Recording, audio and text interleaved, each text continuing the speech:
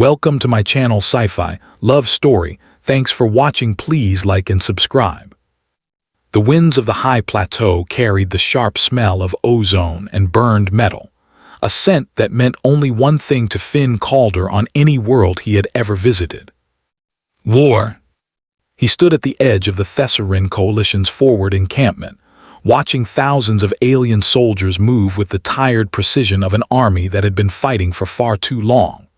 Rows of temporary structures stretched across the rocky plain, built from composite fabric and reinforced plating. Energy generators hummed. Supply drones zipped through the air like insects.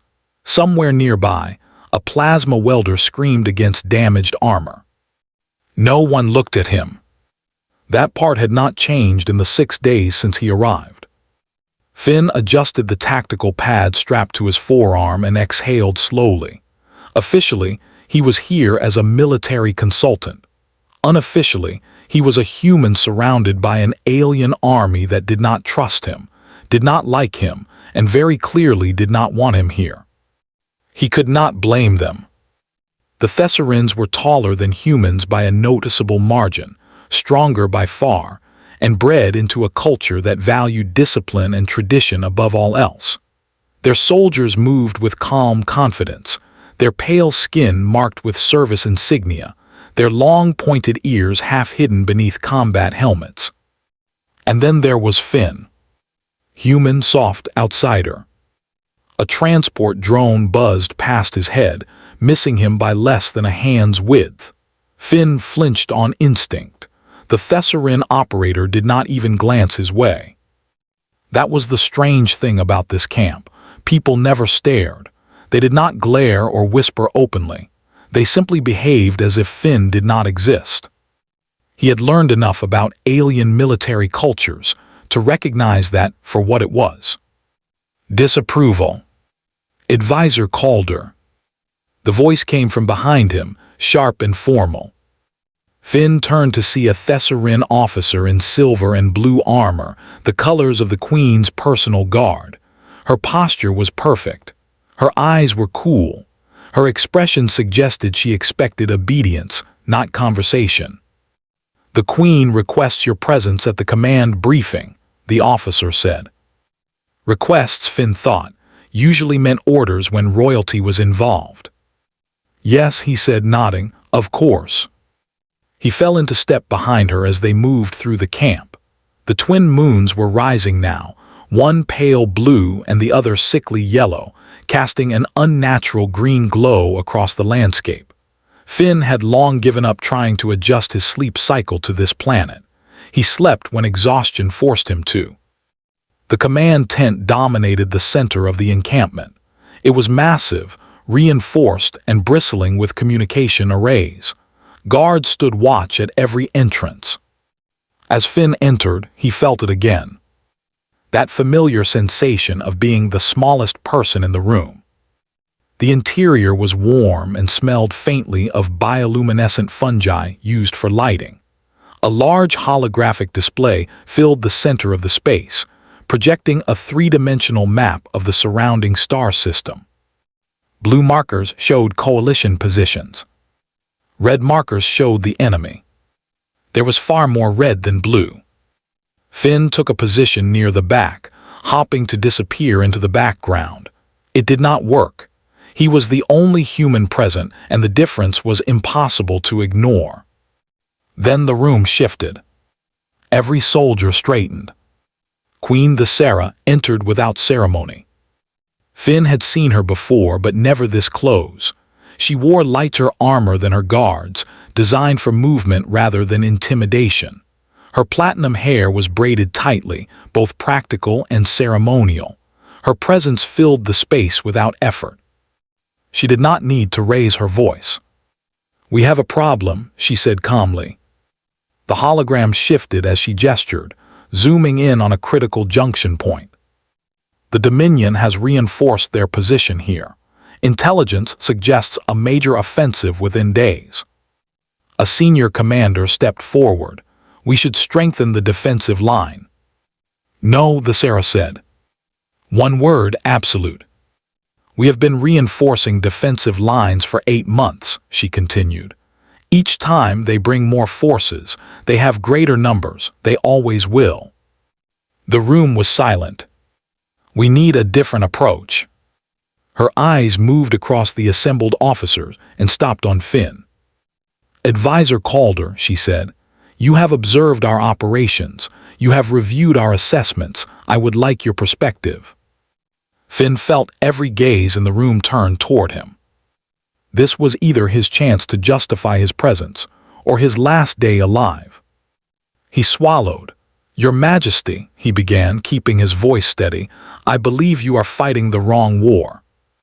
The temperature in the tent seemed to drop. A low sound of disapproval rippled through the officers. Finn pressed on. The Dominion expects you to fight like a traditional force, hold ground, defend cities, trade lives for territory. He gestured toward the hologram. But you are not weaker than them in every way. Your reconnaissance is faster, your training is better, your communications are more secure. So why are we losing? One commander snapped. Because you are trying to win by their rules, Finn replied. You are fighting a war of endurance. You should be fighting a war of disruption. Queen Thesera tilted her head slightly. Explain. Stop defending, Finn said. Stop holding territory. Make them defend everything while you defend nothing. Murmurs broke out, some angry, some confused. Hit their supply lines, their data relays, their command nodes. Strike fast and disappear before they can respond. Force them to spread thin while you concentrate force. Silence followed. Thesera studied him for a long moment. Interesting, she said finally. You are dismissed, all of you. The officers hesitated, then obeyed. Finn turned to leave with them, but Thesera's voice stopped him. Advisor Calder, remain. The tent emptied until only the two of them remained. I would like to discuss your ideas further, Thesera said. In private, my command tent, tonight. It was not a request. Finn nodded, I'll be there. That night, as he approached the Queen's private tent, something unusual happened. The 4 guards stationed outside turned away. Not casually, not accidentally. Deliberately. Each one faced a different direction, eyes fixed anywhere except the entrance. Finn paused, heart pounding. He understood the message clearly. Whatever happened inside, they would not see it. He stepped inside.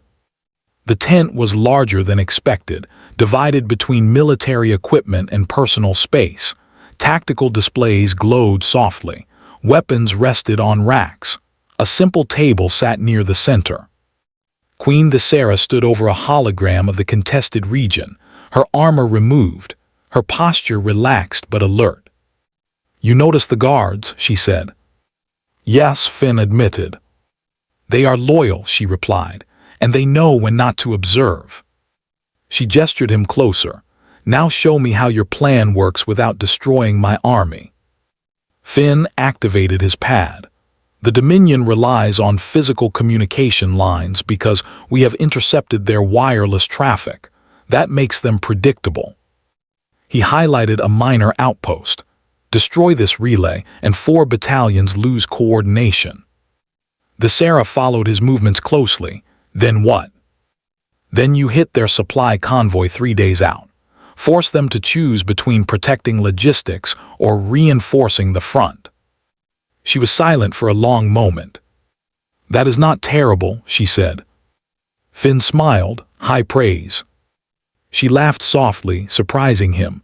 My officers would call this reckless.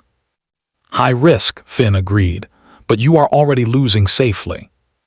They worked for hours. They argued, they adjusted, they refined. At some point, she poured him a cup of bitter Thesserin tea. He drank it without complaint. You hate it, she observed. Yes, Finn said honestly. She smiled. When dawn approached, they had 3 viable operational frameworks. As Finn left, the guards still looked away. And for the first time since arriving on this world, Finn Calder felt something unexpected. Hoping. The first strike began without ceremony. There was no speech, no parade, and no dramatic announcement to the camp. Queen Thesera did not gather her officers beneath banners or recite ancient battle poetry. She simply issued orders, quiet and precise, and the machinery of war shifted direction almost invisibly. Finn Calder watched from the command tent as the first rapid strike teams launched. They were small units, too small, many officers believed, light armor, minimal support, fast ships designed for speed instead of endurance, the kind of force that made traditional commanders deeply uncomfortable. That was the point. The Dominion never saw them coming. The first target was the relay outpost Finn had marked days earlier. It sat on a rocky ridge far from the main front, defended lightly, its garrison bored and overconfident. Dominion commanders believed no sane enemy would waste resources attacking something so insignificant. Humans had learned long ago that insignificant targets were usually the most important ones. The strike lasted less than 8 minutes. The coalition teams hit the relay, planted charges, destroyed the physical data lines, and vanished before the defenders could even organize a response. No attempt was made to hold the position. No flags were planted. No victory claimed. By the time the Dominion realized what had happened, 4 of their battalions were operating blind. Confusion spread. Orders arrived late. Reinforcements moved to the wrong coordinates. Supply schedules slipped by hours, then days. Finn stood beside Queen Thesera as reports flowed in. He did not smile. Humans did not celebrate early. "What happens next?" she asked quietly. "They react," Finn said, "poorly." She nodded, and we let them. The second strike came 2 days later. A supply convoy moving through what the Dominion considered safe territory vanished overnight. Fuel transports burned. Ammunition carriers detonated. The escort force was left intact but stranded, unable to move or communicate. Again, the coalition forces disappeared before retaliation could arrive. By the third strike, panic had begun to creep into Dominion command channels. They pulled ships back to guard supply routes. They reinforced rear positions. They stretched their forces thin, trying to defend everything at once. Exactly as Finn had predicted. Inside the coalition command structure, tension rose. Some officers began to see results. Others saw only chaos. "This is dangerous," Commander Voran argued during a briefing. "We are abandoning territory." "Yes," Thesera replied calmly, and gaining momentum. Finn remained silent, letting the data speak. That had always been the human advantage. Humans rarely convinced through authority. They convinced through outcomes. The fourth strike changed everything. The Dominion, frustrated and angry, attempted to bait the coalition into a traditional engagement. They massed forces near a contested city and broadcast their movements openly, daring Thesera to defend it. Many of her officers urged her to take the bait. "She cannot ignore this," one insisted, "if we abandon the city." "We already abandoned it," Thesera said, "weeks ago." Finn leaned forward. "They want us to fight where they are strong, so we won't." Instead, coalition strike teams bypassed the city entirely and hit the Dominion command hub, coordinating the trap. The hub went dark. Within hours, Dominion units began receiving conflicting orders. Some advanced, some retreated, some did nothing at all. The city fell, not to the Dominion but into irrelevance. That night, the mood in the coalition camp shifted. Soldiers whispered, not with doubt, but with something close to excitement. For the first time in years, the war felt like it was moving forward. Queen Thesera summoned Finn to her private tent again. As before, the guards turned away. Inside, Thesera studied a hologram of the battlefield, now flickering with disorder. "You were right," she said, "they are unraveling." They're not built for this, Finn replied. Large empires rarely are. She glanced at him, and humans are. Finn considered the question. We had to be. We fought on a single planet with limited resources for most of our history. We learned to end wars quickly or not survive them. She was silent for a moment. My officers still struggle with this approach. They will, Finn said. It asks them to let go of control. The Sarah smiled faintly. I am familiar with that problem. The Dominion made its final mistake a week later. Desperate to regain control, they concentrated their remaining forces around their primary command world in the sector. They believed that by presenting overwhelming strength, they could force a decisive battle. They never considered that their enemy might simply refuse to fight it. Finn stared at the hologram, then slowly shook his head. They're afraid, he said. That's when they make themselves vulnerable. The Sarah met his gaze. Explain. They're pulling everything inward, which means they've left their command spine exposed. The room went quiet. The Sarah's ears twitched slightly, a sign Finn had learned meant intense focus. If we strike there, she said, we end the war. Yes, Finn agreed, without a final battle. Some officers protested when the plan was revealed. This is madness, one said, a direct strike on their command world.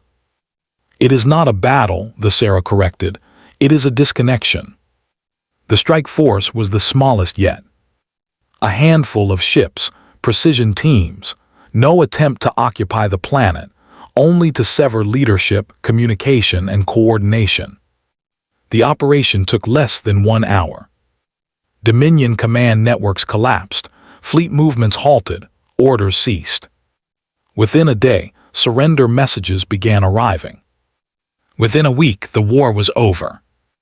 There was no grand victory celebration. Queen Sarah stood before her assembled forces and spoke simply. The war is finished, she said. You fought with discipline, you adapted, you trusted.